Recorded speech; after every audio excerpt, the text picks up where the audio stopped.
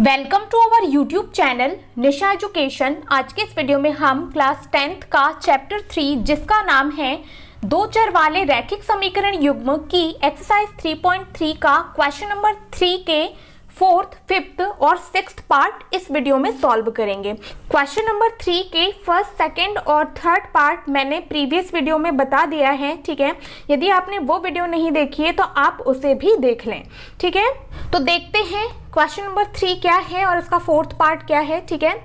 निम्न समस्याओं में रैखिक समीकरण युग्म बनाइए और उनके हल प्रतिस्थापन विधि द्वारा ज्ञात कीजिए। तो हमें जो समस्याएं दी गई हैं, मतलब क्वेश्चन दिए गए हैं, उसमें हमें रैखिक समीकरण युग्म बनाना है और उनका हल प्रतिस्थापन विधि द्वारा ज्ञात करना है। तो बहुत ही ज्यादा आसान क्वेश्चन है ये। देखते हैं 4th पार्ट।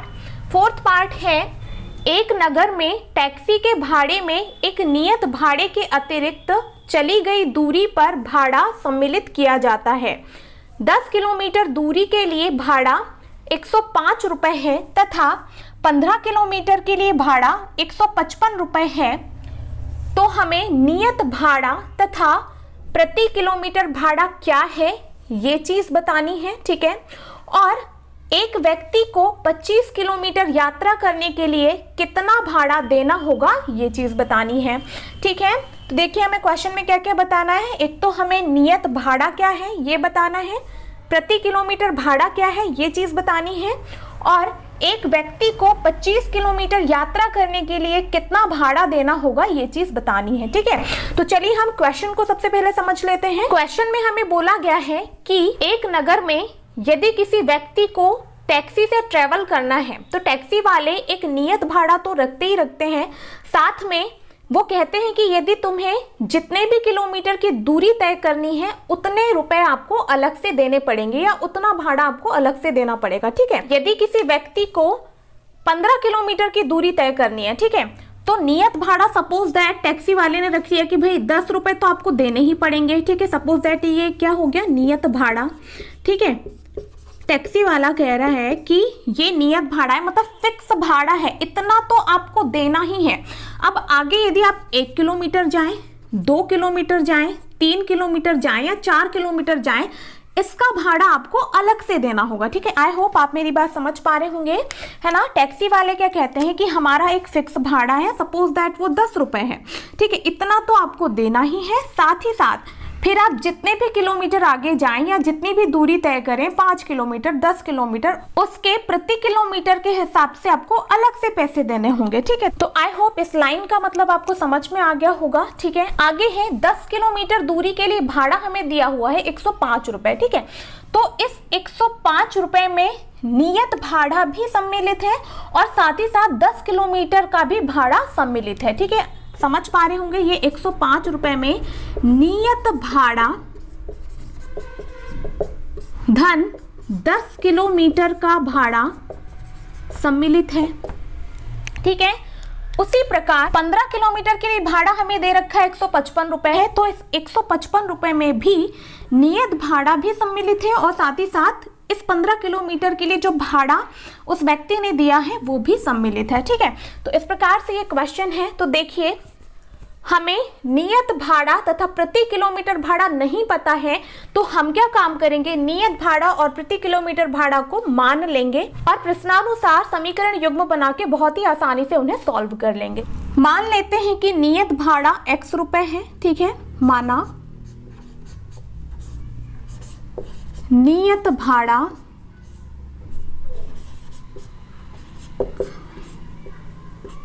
बराबर x रुपए है तथा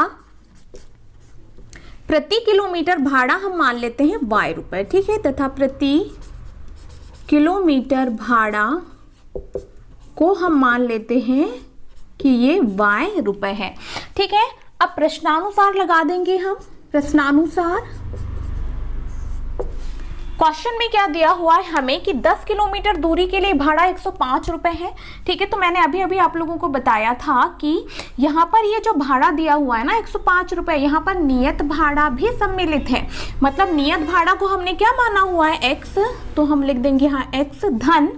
अब देखिए प्रति किलोमीटर भाड़ा हमने y रुपए माना हुआ है, ठीक है, और व्यक्ति कितनी दूरी तय कर रहे हैं 10 किलोमीटर की, तो हम 10 में क्या कर देंगे, y का गुणा कर देंगे, ठीक है, तो ये हो जाएगा 10y और ये टोटल भाड़ा कितना है 105 रुपए है, ठीक है। आई होप ये क्वेश्चन आपको समझ में आई हो, ठीक है। जैसे कि मैंने आपको बताया कि 105 रुपये यहाँ पर जो भाड़ा है ना, इसमें नियत भाड़ा भी सम्मिलित है, ठीक है। इसीलिए हमने यहाँ पर क्या किया, x धन 10 किलोमीटर भाड़ा दोनों को जोड़ा तो कितना आया 105 रुपये, ठीक है। तो ये बन गया क्या हमारा फर्स्ट समीकरण, नाम भी दे दिया फर्स्ट इक्वेशन, ठीक है। अब देखिए सेकंड इक्वेशन में क्या दे रखा है कि 15 किलोमीटर के लिए भाड़ा कितना है 155 रुपये, तो इसका भी हम समीकरण बना लेते हैं, ठीक है। तो 155 रुपये में भी नियत भाड़ा सम्मिलित है, ठीक है, और कितने किलोमीटर की दूरी तय कर रहा है 15 किलोमीटर की, और हमने प्रति किलोमीटर भाड़ा कितना रखा है y रुपए, तो यहाँ पर गुणा कर देंगे हम y का, बराबर कितना हो जाएगा 155। तो इस प्रकार हमें सेकंड समीकरण क्या प्राप्त हुआ, x धन 15y बराबर 155। अब देखिए क्वेश्चन बहुत ही ज्यादा आसान हो चुका है, हमारे पास दो समीकरण आ चुके हैं, ठीक है।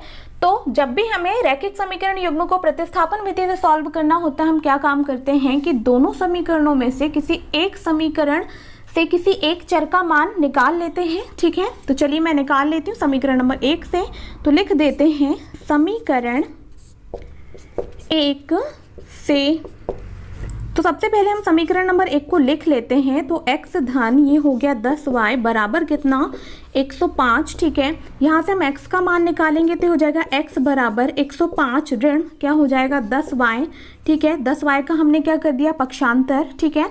तो देखिए यहाँ पर x का मान कितना आ चुका है 105 ऋण 10y, इसे हम दे देते हैं इक्वेशन नंबर कितनी थर्ड, ठीक है। अब देखिए हमने समीकरण 1 से x का मान निकाला है, तो इस x के मान को हम किस में रख देंगे, समीकरण नंबर 2 में। तो चलिए रख देते हैं x के मान को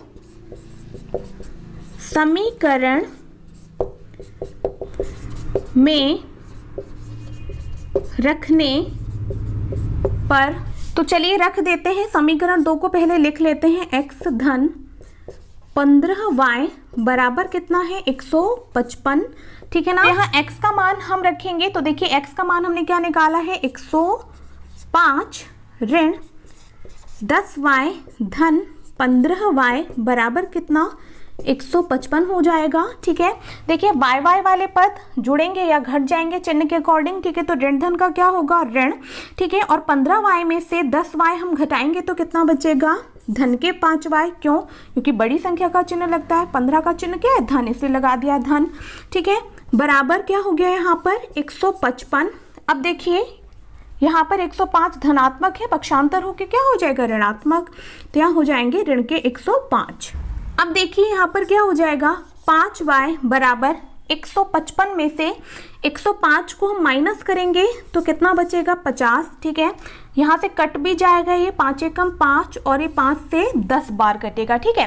तो देखिए यहाँ से y का मान कितना आ चुका है 10, तो लिख देते हैं y बराबर कितना आया 10, ठीक है। एक मान हमारा आ चुका है कि प्रति किलोमीटर भाड़ा क्या है, प्रति किलोमीटर भाड़ा हमने y रुपए माना हुआ था, तो प्रति किलोमीटर भाड़ा का मान कितना आया है 10 रुपए, ठीक है। अब चलिए हमें क्या निकालना है, नियत भाड़ा निकालना है। तो इस y के मान को हम क्या काम करेंगे, मतलब x का मान निकालना है ना हमें, तो इस y के मान को या तो हम समीकरण नंबर 1 में रखेंगे, या तो समीकरण नंबर 2 में रखेंगे, या फिर समीकरण नंबर 3 में रखेंगे। तो चलिए हम समीकरण 3 में मान रख देते हैं, तो लिख देते हैं y का मान समीकरण 3 में रखने पर, ठीक है। तो सबसे पहले हम समीकरण नंबर 3 लिख लेते हैं, जो कि है x बराबर 105 ऋण 10y। यहाँ से हो जाएगा x बराबर 105, ठीक है, ऋण ये लिख दिया 10, y का मान कितना है 10, तो यहाँ पर गुणे में हम लिख देंगे 10, ठीक है ना। तो क्या हो जाएगा x बराबर 105 ऋण 10 में 10 का गुणा करेंगे तो कितना आएगा 100, तो x का मान कितना आया 105 में से 100 घटाएंगे तो कितना आएगा 5, ठीक है। तो इस प्रकार जो हमारा नियत भाड़ा है वो कितना रुपए निकल कर आया 5 रुपए, ठीक है ना। अब देखिए हमें क्वेश्चन में नियत भाड़ा और प्रति किलोमीटर भाड़ा पूछा गया था, ये तो हमने निकाल चुका है, मतलब x और y के मान। अब आगे है कि एक व्यक्ति को 25 किलोमीटर यात्रा करने के लिए कितना भाड़ा देना होगा। ठीक है, तो चलिए हम 25 किलोमीटर के लिए एक समीकरण बना लेते हैं। ठीक है, तो 25 किलोमीटर में क्या होगा, नियत भाड़ा भी इंक्लूड होगा और साथ ही साथ 25 किलोमीटर का भी भाड़ा इंक्लूड होगा। ठीक है, तो चलिए लिख देते हैं, एक व्यक्ति को 25 किलोमीटर दूरी के लिए लगा भाड़ा बराबर हो जाएगा। ठीक है, अब देखिए यहाँ पर नियत भाड़ा भी सम्मिलित होगा, साथ ही साथ 25 किलोमीटर का भी भाड़ा लगेगा, है ना। और प्रति किलोमीटर का भाड़ा कितना है, y, तो यहाँ पर लिख देंगे हम क्या, y। ठीक है, अब देखिए क्या हो जाएगा, x का मान निकला है हमारा कितना, 5, धन यहाँ पर हो जाएगा 25 और y का मान कितना है 10, तो लिख दिया है यहाँ पर गुणे में 10 बराबर कितना हो गया 5, धन 25 में 10 का गुणा करेंगे तो कितना आएगा 250, तो बराबर हमारे पास कितना आया, ये 255 रुपए। ठीक है, तो एक व्यक्ति को 25 किलोमीटर दूरी के लिए कितना भाड़ा लगा, 255 रुपए भाड़ा लगा। ठीक है, समीकरण हमने कैसे बनाया, अब देखिए 25 किलोमीटर की दूरी तय करना है उस व्यक्ति को, तो उसे नियत या फिक्स्ड जो भाड़ा है वो तो देना ही पड़ेगा, साथ में 25 किलोमीटर का भी भाड़ा देना पड़ेगा। ठीक है, तो इक्वेशन क्या बनी, x धन 25y, मान रखा तो कितना आ गया 255 रुपए। ठीक है, अब चलिए हम आंसर को यहाँ पर लिख देते हैं। ठीक है, ये तो हमारा हो गया लास्ट वाला आंसर। अब देखिए हम यहाँ पर लिख देते हैं आगे, नियत भाड़ा x बराबर कितना आया है 5 रुपए और प्रति किलोमीटर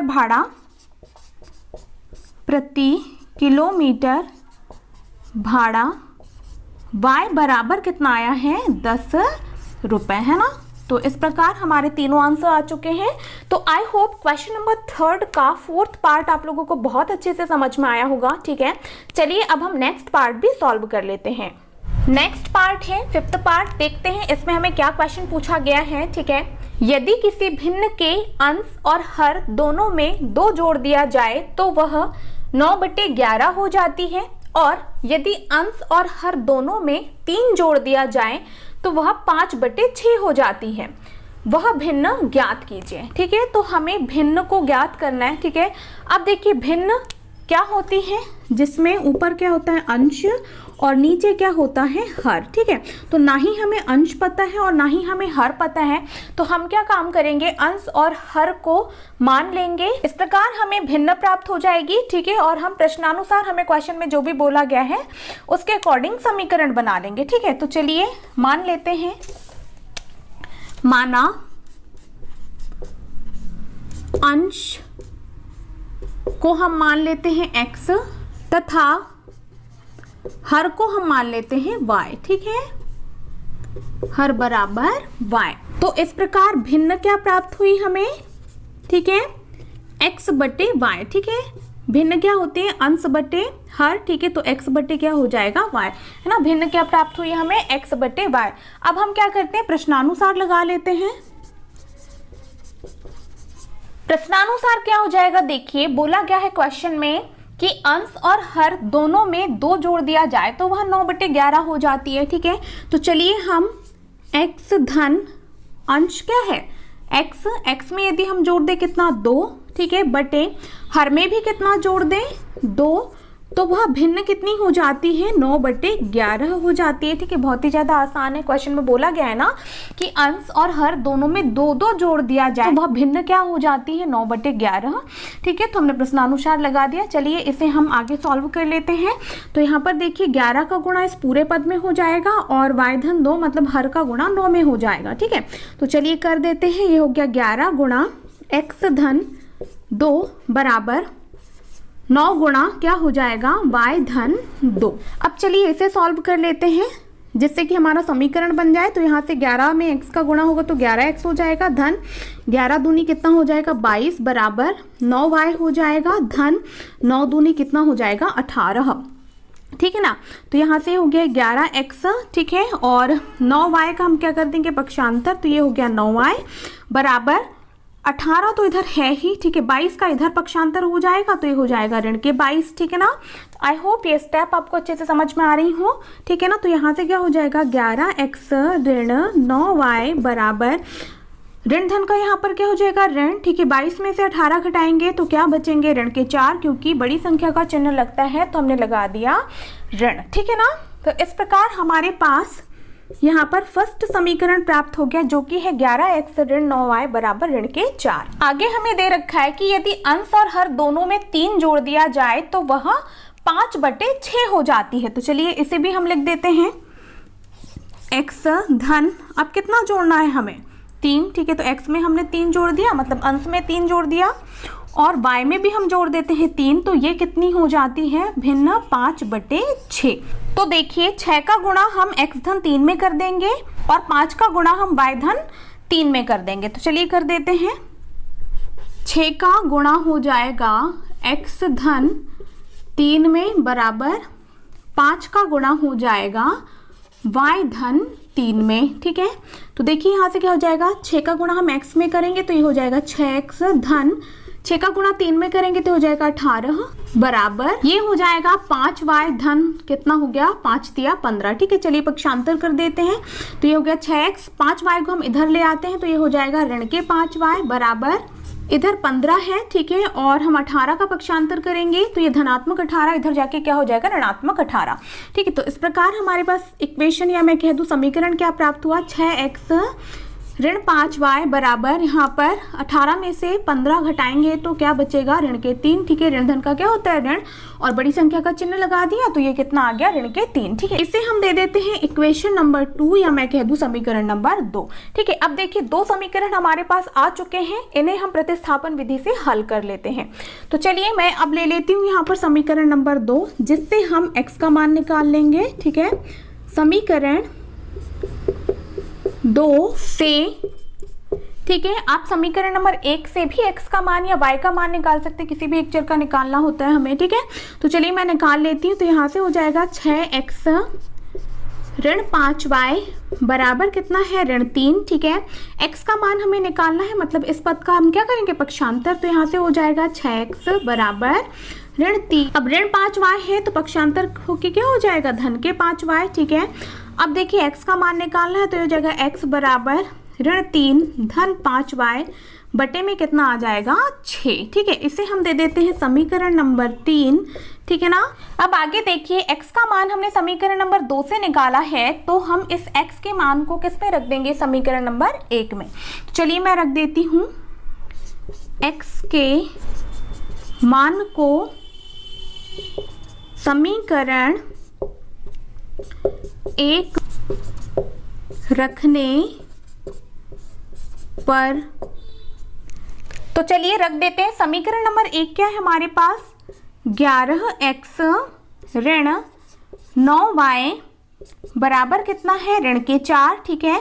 तो यहाँ से हो जाएगा 11, x का मान हम यहाँ रख देते हैं तो ये हो जाएगा ऋण 3 धन 5y बटे कितना 6, और ये हो गया ऋण के 9y बराबर कितना ऋण के 4। तो देखिए यहाँ पर पहले पद के बटे में कितना आ चुका है 6, ठीक है। यदि आपको एलसीएम नहीं लेना है, और ये बात मैं आप लोगों को पहले भी बता चुकी हूँ, ठीक है, यदि आपको एलसीएम नहीं लेना है तो आप क्या काम करेंगे, इस 6 को मतलब हर के 6 को हटाने के लिए आप अंश में या मैं कह दूं इस समीकरण के दोनों पक्षों में 6 का गुणा कर देंगे। तो 6 का गुणा इस पद में भी होगा, यहाँ पर भी हो जाएगा और यहाँ पर भी, तो 6 से 6 कैंसिल हो जाएगा, तो ऑटोमेटिक ही 6 आपका क्या हो जाएगा हट जाएगा, एलसीएम लेने की जरूरत नहीं पड़ेगी, ठीक है। तो चलिए कर देते हैं, 6 का गुणा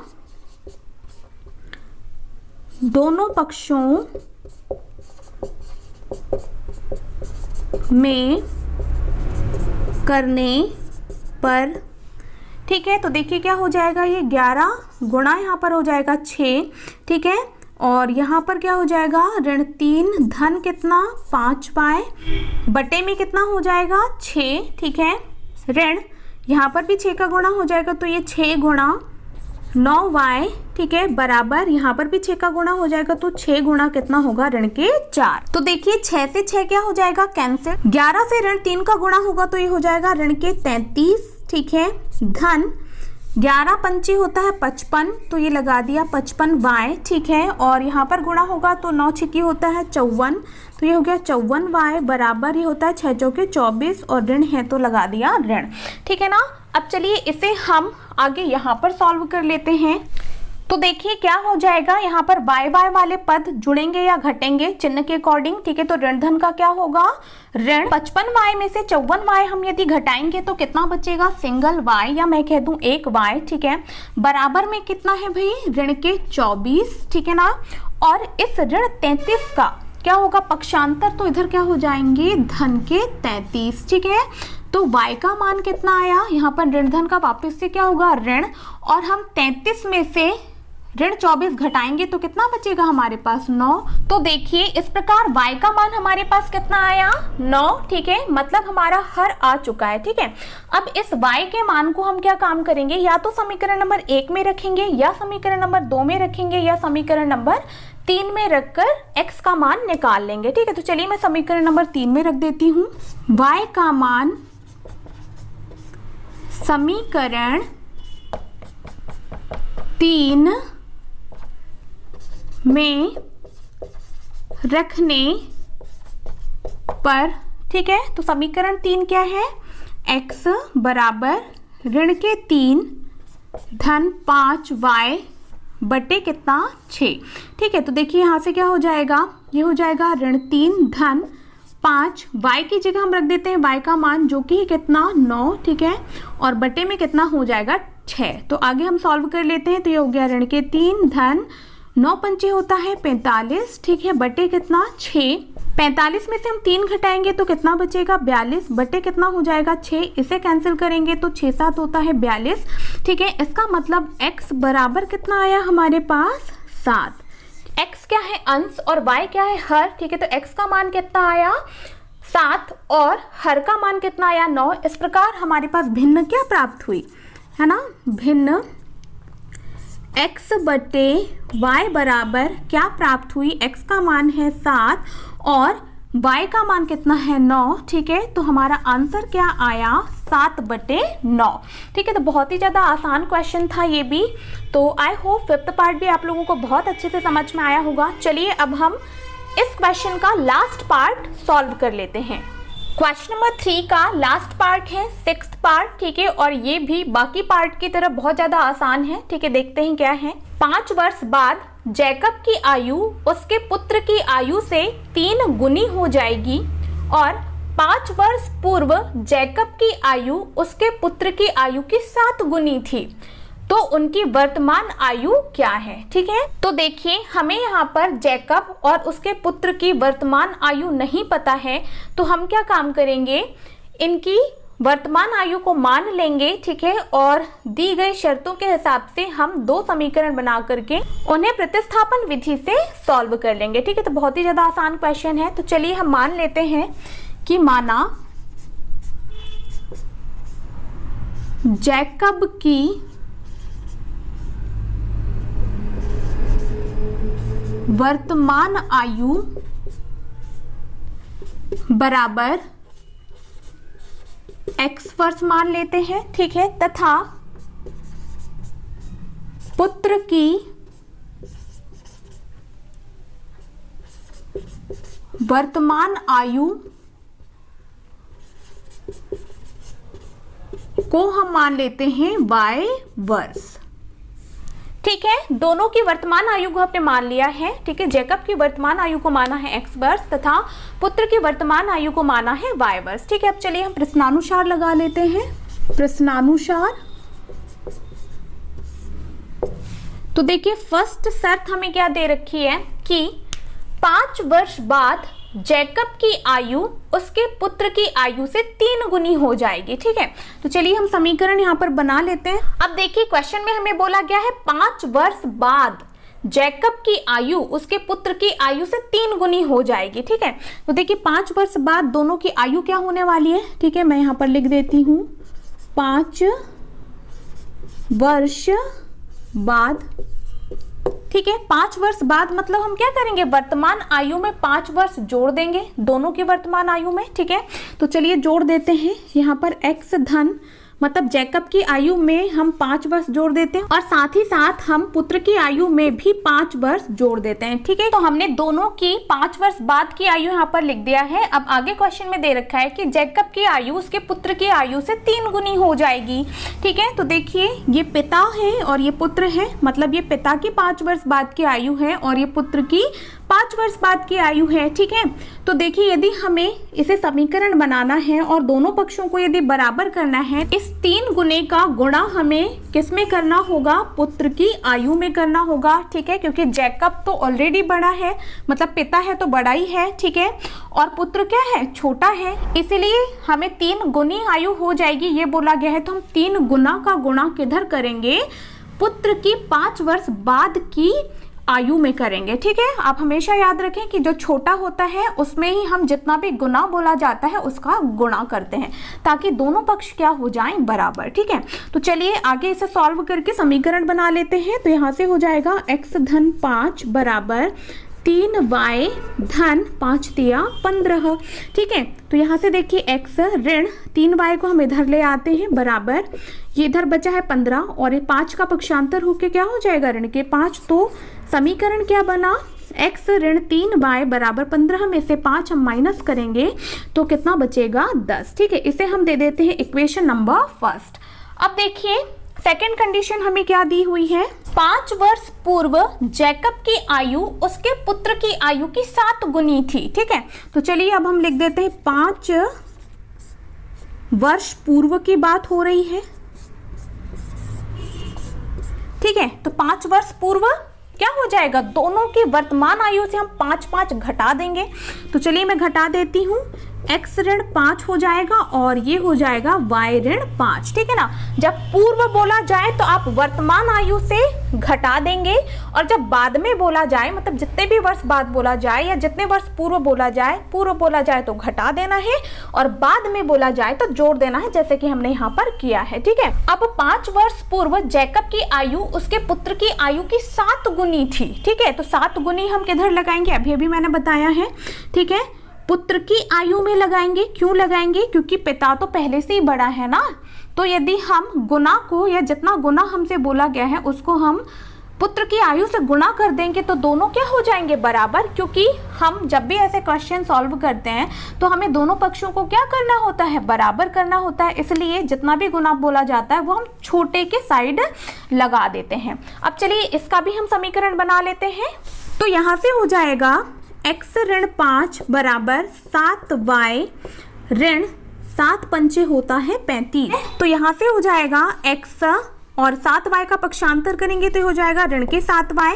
ठीक है, ऋण 35 ऑलरेडी इधर है और ये ऋण 5 का पक्षांतर होके क्या हो जाएगा, धन के 5 हो जाएंगे। यहाँ पर आगे हम यहाँ पर सॉल्व कर लेते हैं। ठीक है, तो देखिए समीकरण क्या बना, x ऋण 7y बराबर कितना, ऋण धन का क्या होगा, ऋण। ठीक है, और 35 में से हम 5 घटाएंगे तो कितना बचेगा, 30 और बड़ी संख्या का चिन्ह लगेगा तो क्या बचेगा, ऋण के 30। ठीक है, तो समीकरण क्या आया हमारे पास, समीकरण 2 क्या आया, x ऋण 7y बराबर ऋण के 30।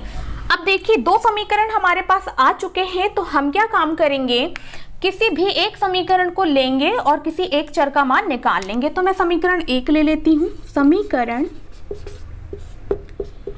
1 से, ठीक है, क्या है समीकरण 1, x ऋण 3y बराबर कितना, 10। ठीक है, तो देखिए यहाँ से हमें x का मान निकालना है तो x को हम इधर ही रहने देते हैं, ये हो गया 10 और ये ऋण 3y का पक्षांतर होके क्या हो जाएगा, धन के 3y। ठीक है, तो देखिए यहाँ पर x का मान कितना आ गया है, 10 धन 3y, इसे हम दे देते हैं समीकरण नंबर 3। ठीक है, अब इस x के मान को हम किस में रख देंगे, समीकरण नंबर 2 में, क्योंकि हमने x का मान समीकरण 1 से निकाला है। तो चलिए रख देते हैं, समीकरण 2 को मैं यहाँ लिख देती हूँ, जो कि है x ऋण 7y बराबर कितना, ऋण के 30। ठीक है, तो x का मान हम x की जगह पर रख देते हैं, जो कि है 10 धन 3y ऋण 7y बराबर कितना, ऋण के 30। ठीक है, चलिए इसे सॉल्व कर लेते हैं। तो y वाले पद जुड़ेंगे या घटेंगे चिन्ह के अकॉर्डिंग। ठीक है, तो ऋण धन का क्या हो जाएगा यहाँ पर ऋण और 7y में से 3y हम घटाएंगे तो कितना बचेगा, ऋण के 4y। बड़ी संख्या का चिन्ह लगता है, बड़ी संख्या 7 है तो 7 का चिन्ह लगा दिया जो कि है ऋण, ठीक है, बराबर यहाँ पर हो जाएगा ऋण के 30, ठीक है, और ये धन 10 का पक्षांतर होके क्या हो जाएगा, ऋण 10, ठीक है ना। तो यहाँ से ऋण 4y बराबर ऋण ऋण का होगा धन, 30 में 10 जोड़ेंगे तो कितना होगा, ऋण के 40। ऋण से ऋण क्या हो जाएगा, कैंसिल, ठीक है, 4 से 40 भी कैंसिल हो जाएगा तो 4 एकम 4 और ये 4 से 10 बार जाएगा तो y का मान कितना आया, 10, ठीक है। y क्या है भाई, पुत्र की वर्तमान आयु है, ठीक है, और हमें उनकी वर्तमान आयु ही पूछी गई थी तो पुत्र की वर्तमान आयु आ चुकी है, ठीक है। अब हम क्या काम करेंगे कि इस y के मान को ना किसी भी समीकरण में, मतलब समीकरण नंबर 1, 2 या 3 में रखकर x का मान भी निकाल लेंगे जो कि क्या है, जैकब की वर्तमान आयु। तो चलिए y का मान हम रख देते हैं समीकरण नंबर 3 में, ठीक है। तो चलिए यहाँ पर लिख देते हैं y का मान समीकरण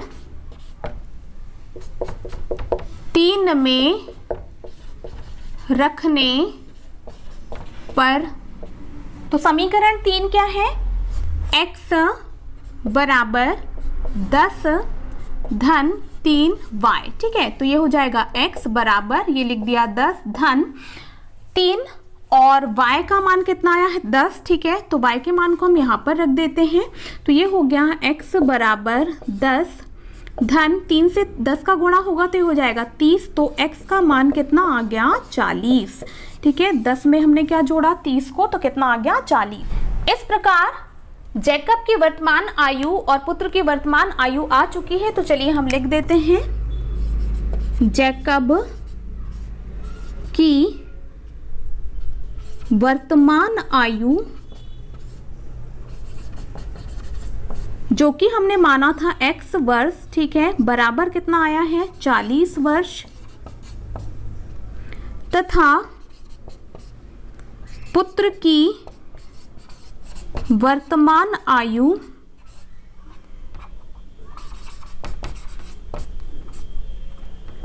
जिसे हमने माना था y वर्ष बराबर कितना आया है, 10 वर्ष। और यही क्या है, हमारे दोनों आंसर, ठीक है। तो देखिए क्वेश्चन नंबर 3 का 6th पार्ट भी बहुत ही ज़्यादा आसान था। आई होप ये पार्ट भी आप लोगों को बहुत अच्छे से समझ में आया होगा, ठीक है। यदि आप लोगों को वीडियो पसंद आई है तो वीडियो को लाइक और शेयर जरूर करें, ठीक है। और यदि मेरे चैनल पर पहली बार आए हैं तो चैनल को सब्सक्राइब करके बेल आइकन को प्रेस कर लें। मिलते हैं नेक्स्ट वीडियो में, थैंक यू।